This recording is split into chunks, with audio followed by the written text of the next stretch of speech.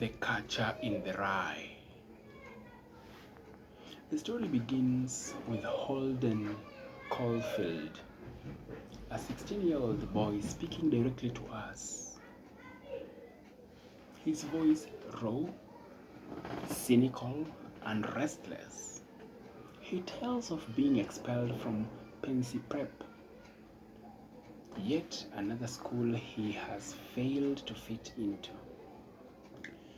It is December, and as the other boys cheer at a football game, Holden stands apart, already detached from their world. He visits his history teacher, Mr. Spencer, who lectures him about responsibility. Holden listens politely, but inwardly mocks the old man's words. To Holden, adults are phonies, obsessed with appearances and rules. He feels alienated, unable to connect with their world. Back in the dormitory, Holden clashes with his roommate, Stradlater, a handsome but shallow boy. Stradlater is going on a date with Jane Gallagher, a girl Holden once knew and cared for deeply. Holden writes Stradlater's English composition for him, choosing to describe his brother Ali's baseball glove covered in poems. When Stradler dismisses it, Holden explodes in anger. The fight leaves him bruised. But more than that, it leaves him aching with loneliness.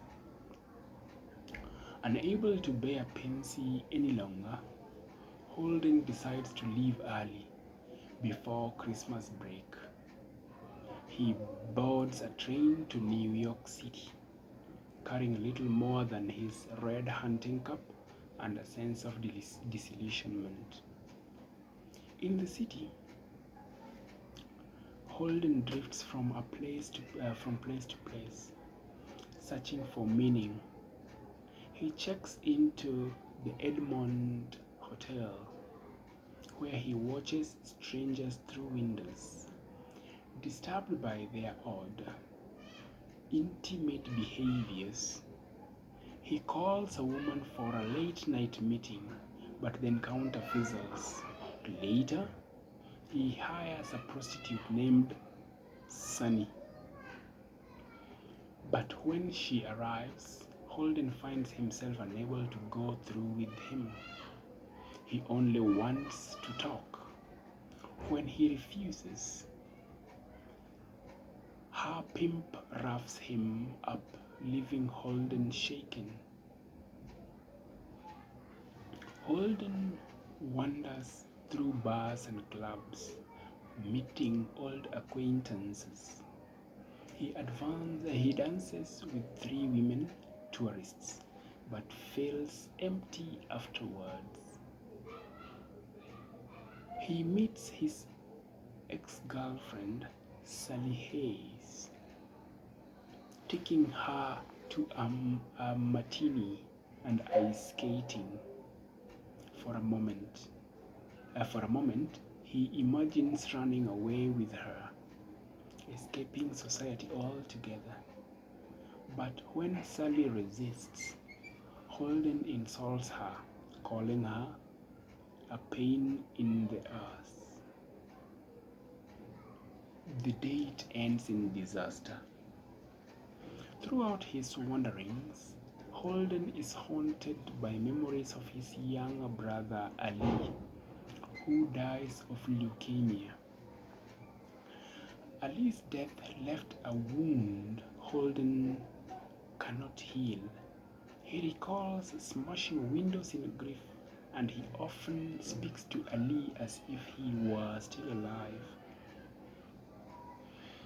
This loss fuels Holden's hatred of the adult world.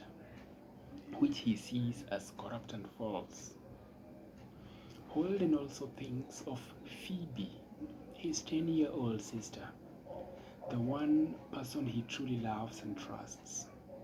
He sneaks home to see her, confessing that he has been expelled again.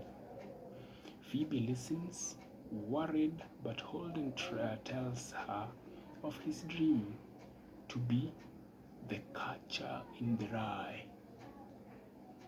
He imagines children playing in a field of rye near a cliff and himself standing guard, catching them before they fall. It is a metaphor for his desire to protect innocence from the corruption of adulthood.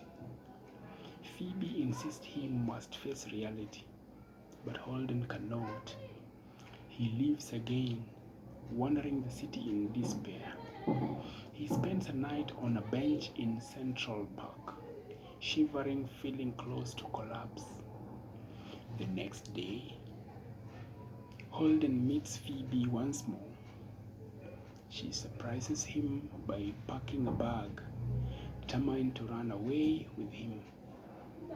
Touched by her loyalty, Holden realizes he cannot drag her into his escape. He tells her he will stay.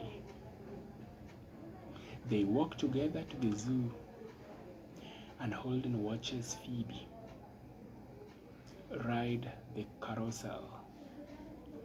As she circles, reaching for the golden ring, Holden feels a rare moment of peace. He understands that children must grow, must risk falling, and that he cannot stop it. His role is not to catch them, but to love them as they reach. The story closes with Holden in a rest home, recovering from illness and exhaustion. He hints at treatment, perhaps psychiatric care.